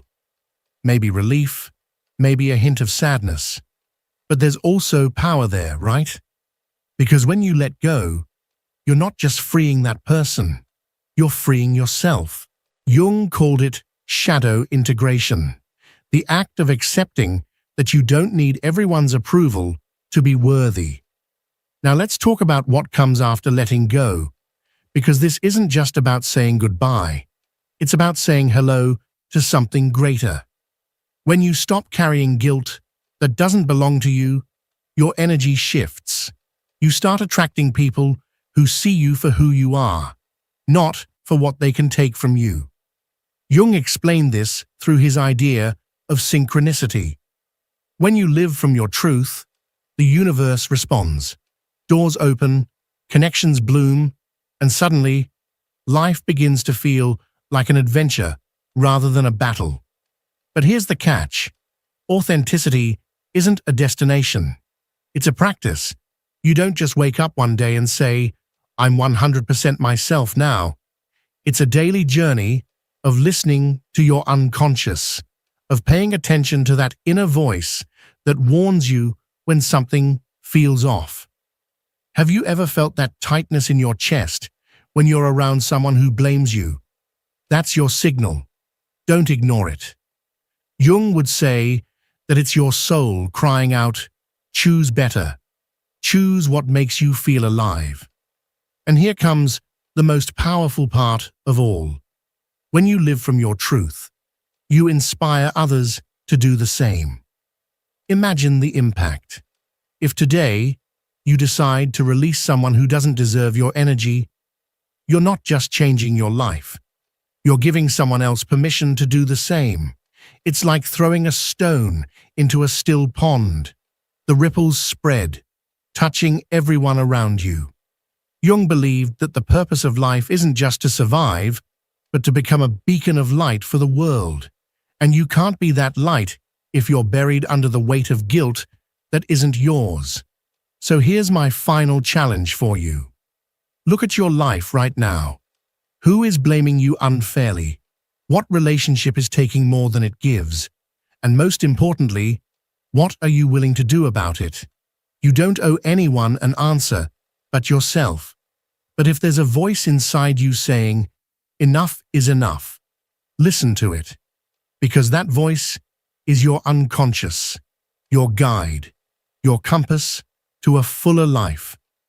Before we say goodbye, I want you to do something for me and for yourself. Close your eyes for just a second. Imagine what your life would look like without all that borrowed guilt. Imagine waking up every day, feeling light free, and deeply connected to yourself. Beautiful, isn't it? That's the gift Jung left us. The certainty that we can create that life step by step, one decision at a time. Now let's talk about something important. If this message reached your heart, if something in these words clicked within you, don't keep it to yourself. Share this video with someone who needs to hear it. Maybe a friend stuck in a toxic relationship, or a family member burdened by guilt that was never theirs to carry. Together, we can build a community where we all remember our worth. And don't leave without leaving your mark. Down in the comments, tell me, what guilt have you been carrying that doesn't belong to you? What will you let go of today to reclaim your energy? Your words don't just inspire me, they inspire everyone who reads them. And every comment helps this video reach more people who need this message. Subscribe if you haven't already, and turn on the bell icon, because every week I bring you content like this to help you transform your life. Thank you for being here, for listening to me, for being part of this family. Life is a canvas, and you hold the brush. What are you going to paint with it? I hope to see you in the next video. Remember, change begins with you. If someone blames you unfairly, now you know what to do. See you soon.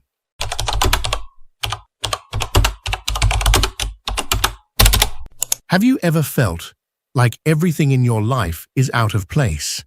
Like no matter how hard you try to move forward, the doors keep closing and you find yourself trapped in a cycle of frustration and doubt? If this feeling sounds familiar, it's not a coincidence. According to Carl Jung, these moments of apparent chaos have a deeper purpose. They are the way the universe, or more specifically, your unconscious mind, pushes you toward the path you are truly meant to take. We live in a world that constantly teaches us to search for answers outside ourselves. We look to other people, to material things, to achievements and success stories that promise fulfillment. But what happens when none of it works? When all the external validation fails to bring you peace or clarity? Jung invites us to turn in the opposite direction, toward our inner world, where the true power of transformation lies. He believed that times of crisis are not just random misfortunes. They are sacred opportunities to reconnect with our essence and uncover what truly matters. When life feels like an incomplete puzzle, we often try to force the pieces together in all the wrong places. We resist change, clinging to what is familiar, even when that familiarity causes us pain. But Jung argued that pain and confusion are not signs of failure. They are signals of growth. It's as if the universe conspires to dismantle everything in your life that no longer aligns with your authentic self.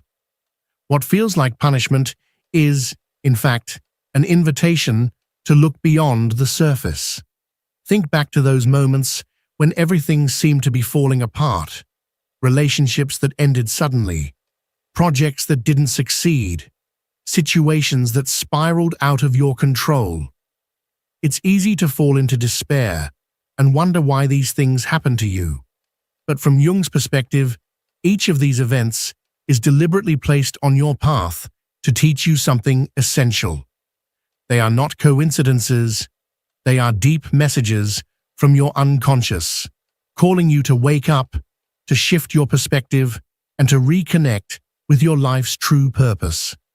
One of Jung's most powerful teachings is the concept of the shadow.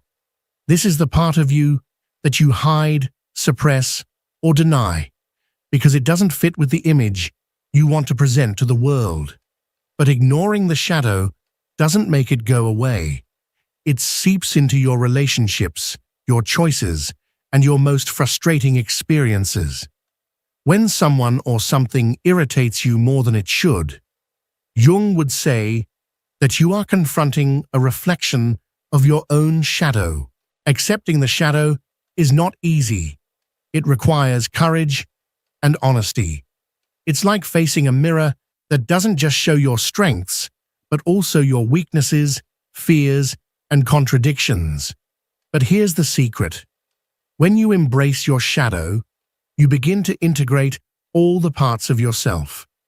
And through that integration, you discover a level of inner peace and authenticity that you never thought possible.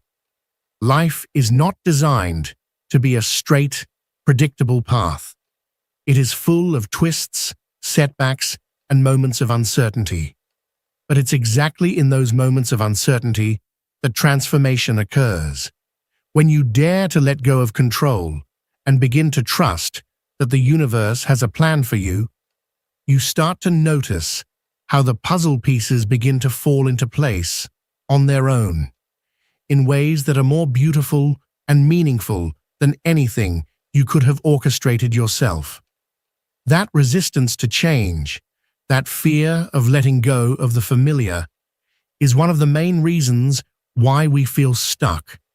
We hold on to people, jobs, routines, and beliefs that no longer resonate with who we are, simply because the emptiness of the unknown terrifies us. But Jung teaches us that the void is not something to be feared. It is where everything begins.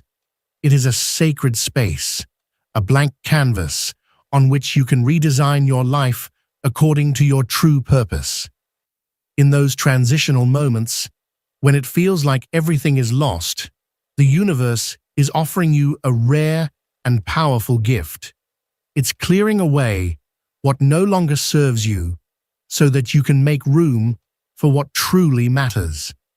But this transformation doesn't happen automatically. It requires you to be brave enough to look inward, to confront your fears, and to trust the process. Think about the times when a difficult situation pushed you out of your comfort zone. Maybe it was a job you had to leave, a relationship that ended, or a decision you never planned to make, but that ultimately changed your life for the better. What if you looked at those experiences not as failures, but as necessary redirections? According to Jung, these are manifestations of your unconscious mind, guiding you toward the life you were meant to live. The unconscious doesn't speak in clear words. It communicates through symbols, intuitions, and emotions. That feeling of discomfort that creeps in when something doesn't feel right, that sudden, inexplicable urge to go in a new direction. These are signs you should not ignore. They are your inner self showing you the way, even when logic and social expectations urge you to stay where you are. And this is where Jung's concept of synchronicity comes in.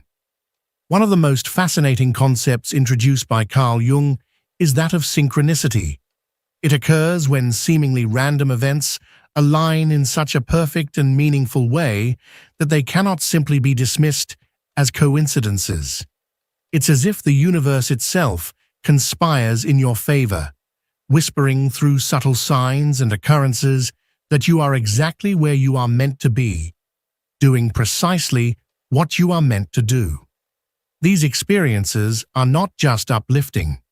They serve as profound evidence that even in the darkest, most uncertain moments, the universe has a greater plan for you, one that you may not yet fully comprehend, but that is unfolding in perfect order nonetheless. However, for synchronicity to truly manifest in your life, it requires more than passive observation. You must be open. You must be willing to trust that there is a deeper purpose weaving through all things, even when that purpose is not immediately visible. It is very much like walking along a fog-shrouded path. You cannot see the end. You cannot predict the twists and turns ahead. Yet every step forward brings you closer to a clearer vision. Each movement, each choice, no matter how small, carries you onward toward a destiny that is waiting to reveal itself in due time. Right now, you might feel as though you are struggling against an invisible current, clinging desperately to aspects of your life that no longer hold meaning for you.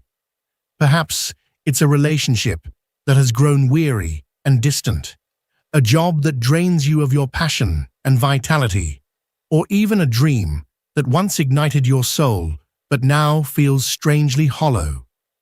And although letting go may seem like the most terrifying act you could undertake, it is also, paradoxically, the most liberating. When you summon the courage to release what no longer serves you, you create sacred space for something new to enter your life, something that is truly aligned with who you are at your core. Letting go does not mean you have failed. It does not mean you are giving up or admitting defeat. Letting go is rather an act of profound wisdom. It is a declaration that you understand that not everything is meant to stay, that some people, situations, and dreams were only meant to accompany you for part of the journey. And that is not only okay, it is essential for your evolution.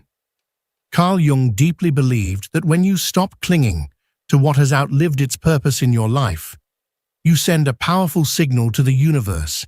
You are ready, ready for something greater, something that resonates authentically with your being. This sacred act of release also demands that you make peace with yourself. It requires you to embrace not only your victories, but also your mistakes, your fears, and even your darker aspects, those hidden parts of yourself you would rather not acknowledge. Far too often, what holds you back from stepping into your fullest potential is not the external circumstances, but the internal war you wage within your own mind.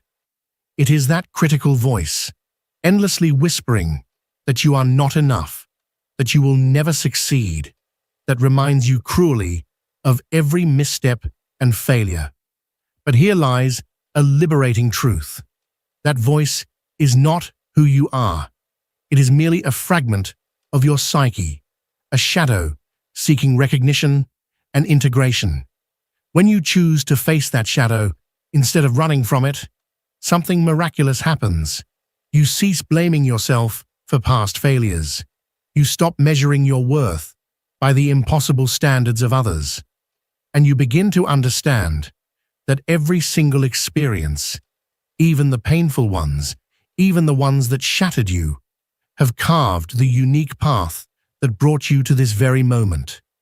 A moment brimming with the possibility of reconnecting with your true self, of starting anew with deeper wisdom and greater compassion.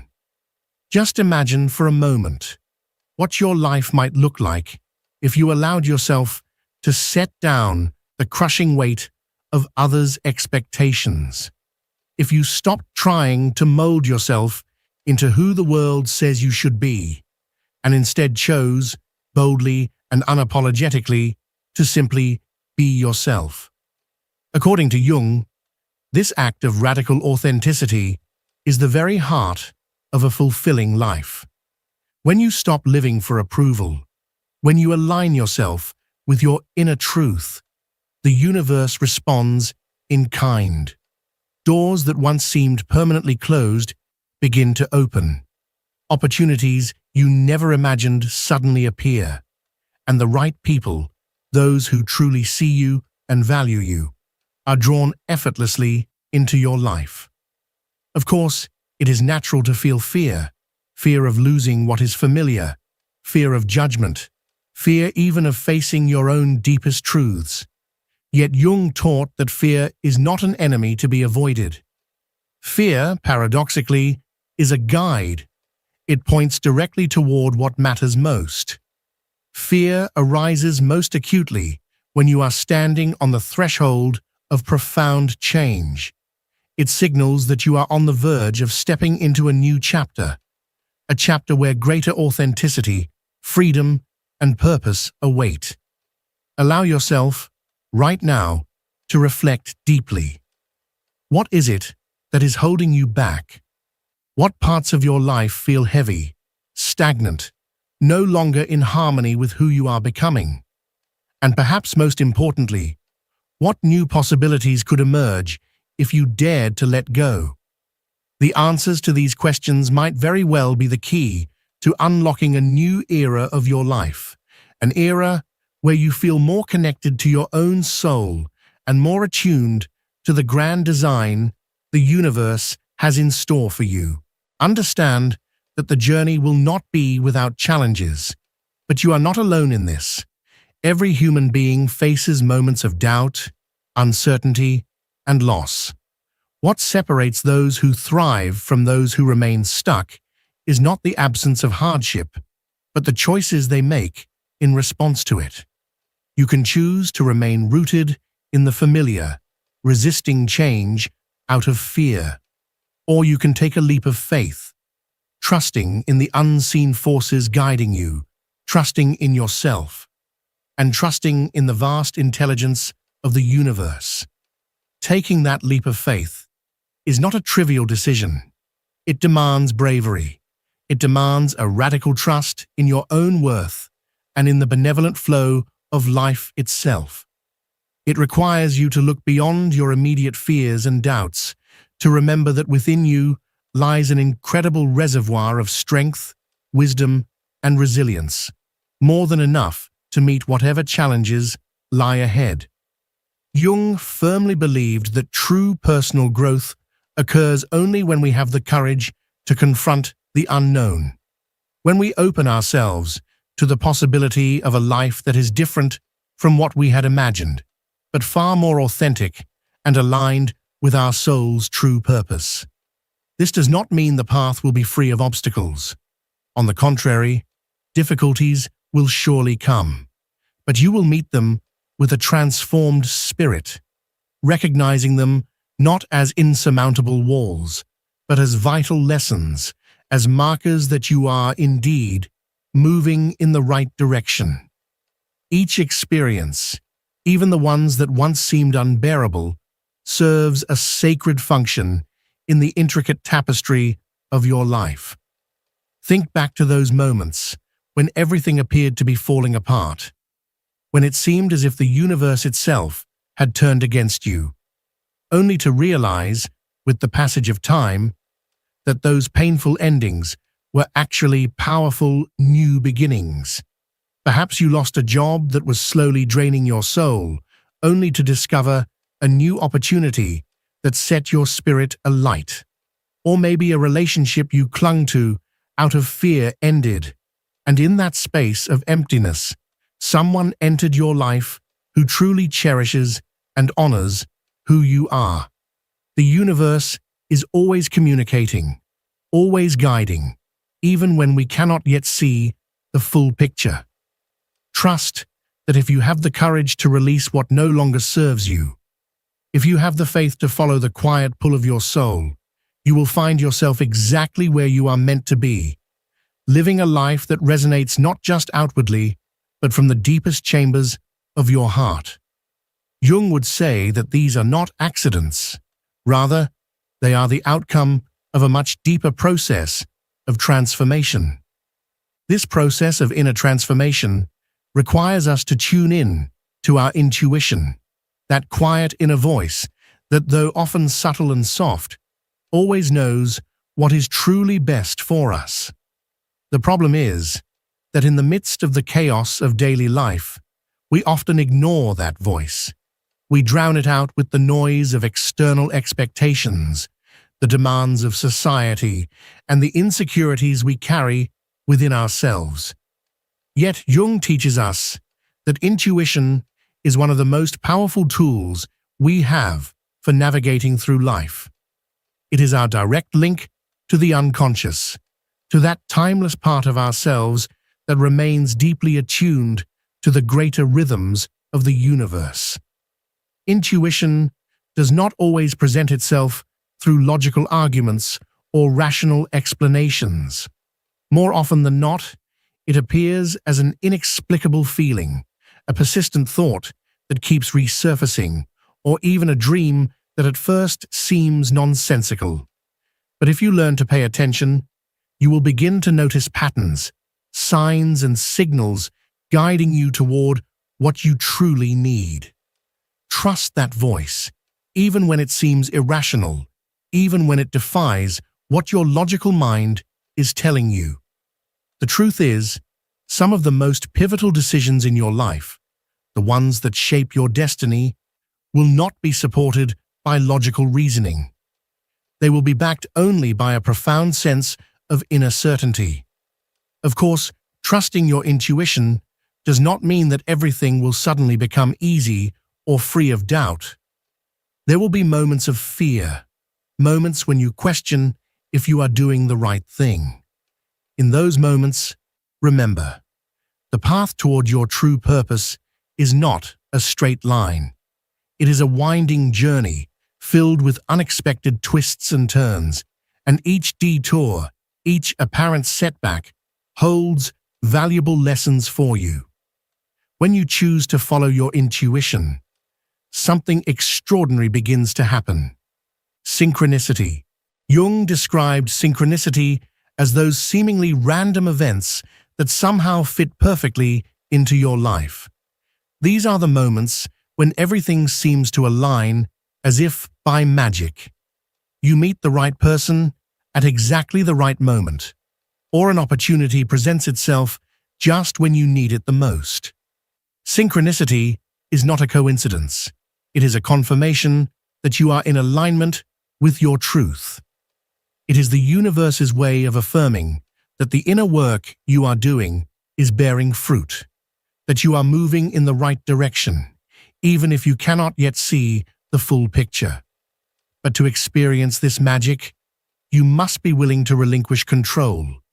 You must trust that even when things don't make sense, even when chaos seems to reign, everything is unfolding for a reason. Allow yourself to reflect deeply. What would happen if you truly trusted that everything you are experiencing right now, no matter how chaotic or confusing, is part of a grander plan? What new doors might open if you chose to listen to your intuition and follow the signs that the universe is placing in your path? These questions are not rhetorical. They are an invitation for you to take action, to start living from a place of trust, authenticity, and openness. When you begin to trust in synchronicity, something profound shifts within you. You stop seeing life as a disconnected series of random events. Instead, you begin to recognize that everything, every experience, every person, every challenge is interconnected, all serving a greater purpose. Carl Jung showed us that this perspective doesn't just offer hope, it brings clarity and direction. But make no mistake, shifting your perspective in this way is not easy. It demands time, patience, and above all, a willingness to let go of the ego. That part of us that craves control, certainty, logical explanations, and guarantees. The transformative process that Jung described is not based on the logic of the ego, but on the wisdom of the unconscious. It is an act of faith, not in something external, but in yourself, and in the larger plan that the universe has designed specifically for you. Imagine just for a moment that your life is like a river. So often, we struggle against the current, fighting to reach some goal we believe we must attain. But that endless struggle only exhausts us, pulling us further from our true purpose. Jung invites us to do something radically different, to stop fighting, to surrender to the flow, to trust that the river, the natural course of life, will carry us exactly where we need to go. This is not an act of resignation. It is an act of wisdom. It is about aligning yourself with your deepest truth. When you begin to flow with life rather than against it, you start noticing small miracles all around you. Opportunities appear effortlessly. Connections with others become richer, more meaningful, and most importantly, you experience an inner peace, a profound, unwavering calm that you may never have felt before.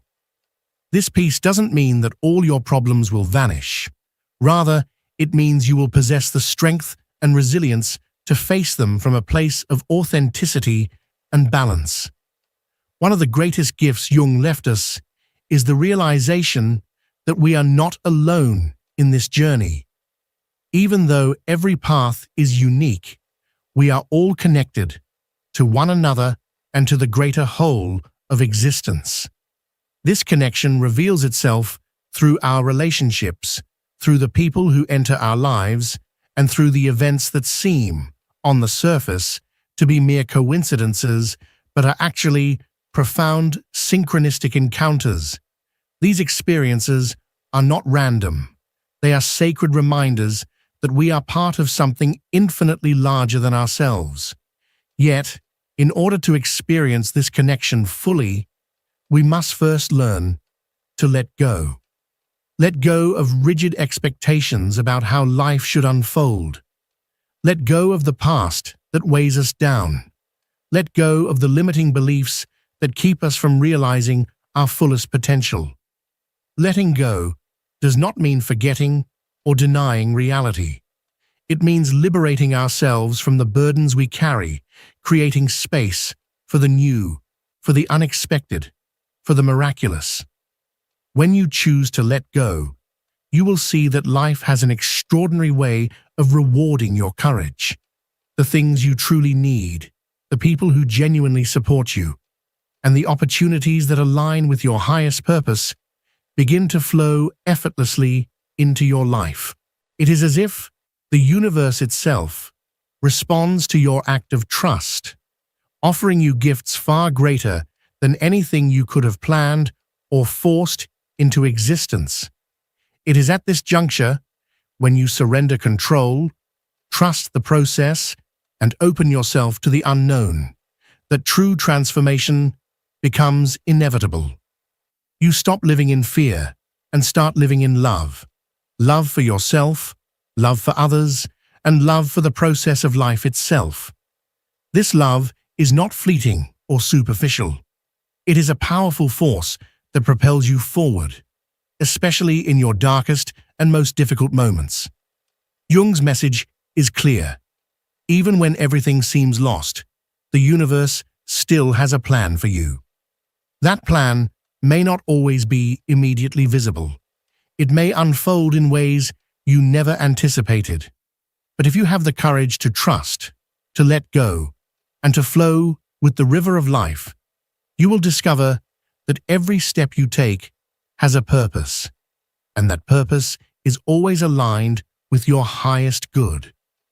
As you move forward on this journey of self-discovery and inner transformation, you will come to a profound realization. The most important relationship you will ever cultivate is the one you have with yourself. Jung made this abundantly clear through his life's work. You cannot find peace or purpose in the external world if you have not first established a deep, honest connection with your own soul. And cultivating that connection requires work. It requires facing your shadows, listening to your intuition, and honoring your truth, even when doing so demands making difficult decisions. So often, we seek outside ourselves for the love, the answers, and the validation we crave. We hope that someone else will complete us, that someone else will show us our worth. But here is the truth. No one can do that work for you. Everything you need is already within you. The challenge is to trust that truth, to believe in yourself even when the world seems to tell you otherwise. That belief is not arrogance. It is an acknowledgement that you are a unique creation with a unique purpose. Jung said that every human being has a mission to fulfill, a role to play in the grand tapestry of the universe. You may not yet know what your mission is, and that's perfectly okay. You do not need to have all the answers today. What you need is the willingness to take the next step, however small, and to trust that the path will reveal itself as you move forward. This path will not be free of obstacles. There will be times when you feel lost, when you doubt yourself and your decisions. But remember this: challenges are not there to defeat you. They are there to teach you something essential.